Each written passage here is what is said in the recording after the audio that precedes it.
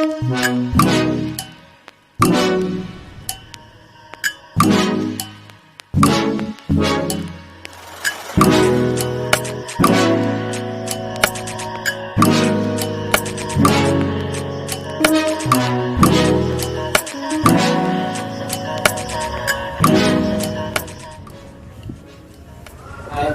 Bapak Ibu sekalian, masih semangat ya? Masih semangat. Mari kita tepuk semangat dulu. Tepuk semangat. Semangat. Semangat. Terima kasih.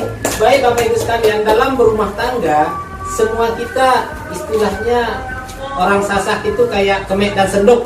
Artinya sering muncul konflik-konflik dalam berumah tangga. Nah, pada sesi ini kita akan mempelajari bagaimana menghindari konflik sebagai orang tua di hadapan anak kita. Untuk terlebih dahulu, mari kita simak video berikut untuk kita sama-sama perhatikan pada keluarga ibu ini.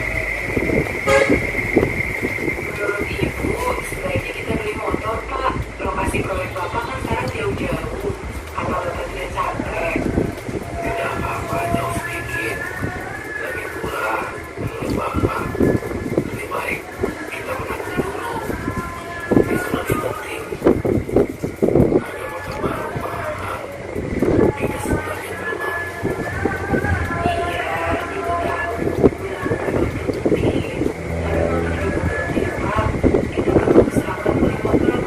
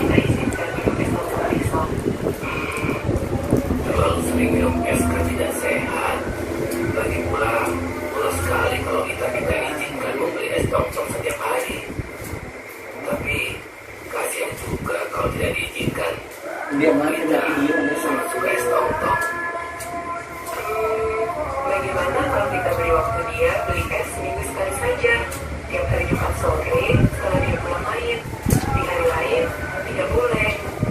Wah, bagus. Bapak setuju. Mudah-mudahan lama-lama kita tidak lagi minta dibelikan es nonton. Oh iya Pak, soal rencana beli motor, punya ide. Bagaimana kalau kita beli motor bekas saja, kan tidak terlalu mahal. Bisa saja kita cari motor bekas. Tapi kita lihat dulu harganya. Kalau kira-kira kita mampu menyicilnya, ya kita beli. Tapi kalau tidak, Bapak pikir lebih baik kita tabung dulu sampai tabungan kita cukup. Itu setuju.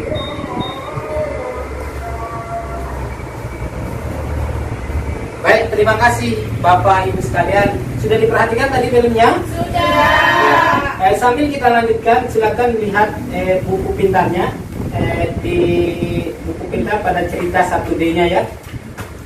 Di film tadi pada keluarga, ya di buku pintar Mas cerita 1D ada di sana. Baik, kita lanjutkan.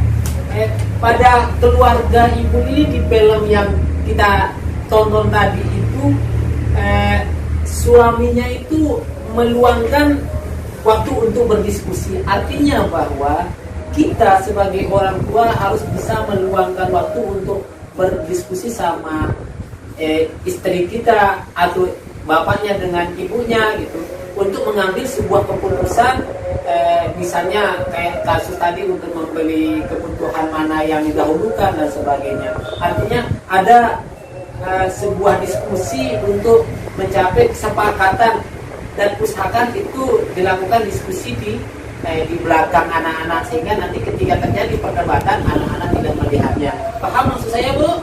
Paham. Ya. Karena bagaimanapun kita sangat penting untuk menghindari pertengkaran di hadapan anak-anak karena secara emosional ketika orang tua bertengkar akan berpengaruh pada emosional anak. Artinya bahwa akan mengganggu anak, merasa tidak nyaman, tidak senang, sehingga anak akan agresif, berperilaku kasar terhadap orang lain ketika melihat orang tuanya bertengkar. Pernah Bapak Ibu bertengkar di depan anaknya? Nah, untuk kedepannya dari materi ini kita belajar bagaimana adik tidak terpada begejuh selingat semama dan julun anak karena Niki berpengaruh terhadap perilaku anak tersebut. Paham Ibu? Karena berbeda pendapat Niki adalah hal yang lumrah, hal yang biasa. Berbeda pendapat itu merupakan hal yang lumrah, terutama menyangkut pengasuhan anak. Misalnya bapaknya mau belikan mainan, ibunya melarang. Bapaknya mau membelikan es, ibunya melarang. Biasa Niki kan biasa terjadi dalam pengasuhan anak. Sehingga kesepahaman, Pak. Ya, benar sekali. Sehingga di film tadi itu, tapi sepahamnya itu harus meluangkan diskusi itu di belakang anak sehingga nanti ketika ada gejolak antara bapak dan ibu tidak dilihat sama si anak. Karena nanti kalau kita bertengkar atau besual, dijanjarin tadi ki akan emosional anak itu secara psikologinya akan terganggu. Ya, Bapak Ibu sekalian, jadi yang terpenting adalah cara ketujuh menjadi orang tua yang lebih baik adalah dengan menghindari perbedaan pendapat ataupun pertengkaran di hadapan anak. Begitu ya, ini adalah langkah ketujuh bagaimana kita menjadi seorang atau menjadi orang tua yang lebih baik, yaitu dengan cara menghindari perbedaan pendapat atau pertengkaran di hadapan anak.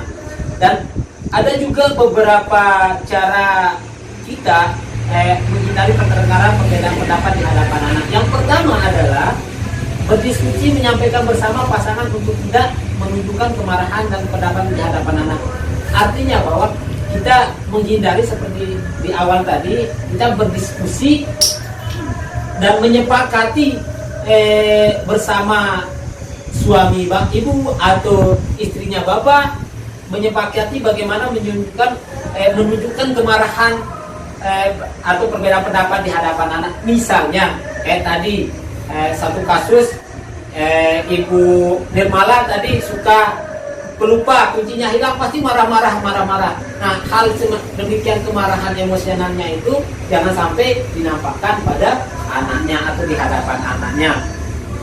Begitu juga bagaimana di hadapan atau jika di hadapan anak terjadi hal semacam bagaimana pertengkaran itu untuk kita menenangkan diri. Kayak tadi ketika kita sudah takut, kuncinya lupa. Kalau suka lupa itu malah sukanya marah-marah, pasti dilihat anaknya. Tapi ketika menenangkan diri, maka pertengkaran atau emosional yang memungkinkan terjadinya pertengkaran itu akan sedikit berkurang. Demikian juga pada anak-anak, sehingga dilakukan adalah kesepakatan kita selaku orang tua bagaimana memilih ketika terjadi perbedaan pendapat itu. Ya Bapak Ibu, biasanya secara manusiawi ya kita sering mau marah ya. Itu rumah terjadi ya kadang-kadang. Seperti kita kembali kasusnya Bu Mala itu, saya ingat aja Bu Mala ini kuncinya hilang, mau marah secara tidak sadar gitu ya. Kira-kira dari Bapak Ibu apa cara untuk mengurangi rasa marahnya itu biar tidak dilihat sama orang? Kira-kira apa? Misalnya kunci tidak di sana atau ada positif, Pak. Ya, berpikir positif. Menenangkan diri. Bagaimana cara menenangkan diri? Coba misalnya lagi emosi mau menenangkan diri. Tarik nafas. Joget. Tarik nafas. nafas. Pak Habib, Ya, gimana cara ketika mungkin lagi mau marah tapi bagaimana cara menenangkan diri biar tidak marah? tarik nafas, keluarkan, dalam-dalam, keluarkan pelan-pelan. Nah, terus turun naik gitu. Ayo Pak, beristighfar.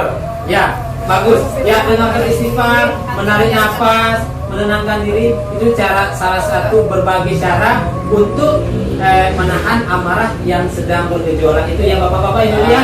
Ya. Baik di sini mungkin kita akan bermain sedikit ya. Iya, Pak. Bagaimana sekarang kita menahan amarah itu ya. Kita coba kita senam wajah. Pernah senam wajah ini? Ya pada. Ayo kita berdiri, coba kita berdiri ya, kita berdiri. Ya, ikuti gerakan perintah saya ya.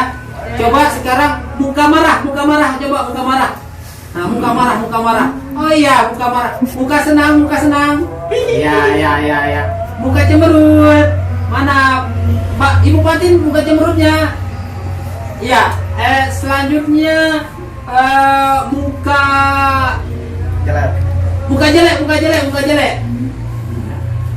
Ya, muka jelek. Selanjutnya muka imut.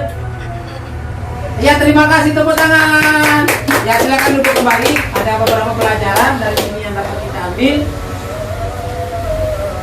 Artinya bahwa di sini ada beberapa langkah dengan senam wajah seperti itu sebenarnya secara emosional, secara tidak langsung bisa juga mengurangi rasa marah kita itu ketika mau marah ya. Nah terakhir saya memesankan sama ibu bagaimana nanti menghindari perbedaan pendapat antara bapak ibu atau ibu dengan bapaknya nanti di rumah, jangan sampai terjadi di depan anak-anak. Paham maksud saya ini ya? Artinya istilah sasak itu kita ibarat sendok dan kemek akan selalu bertempur ya.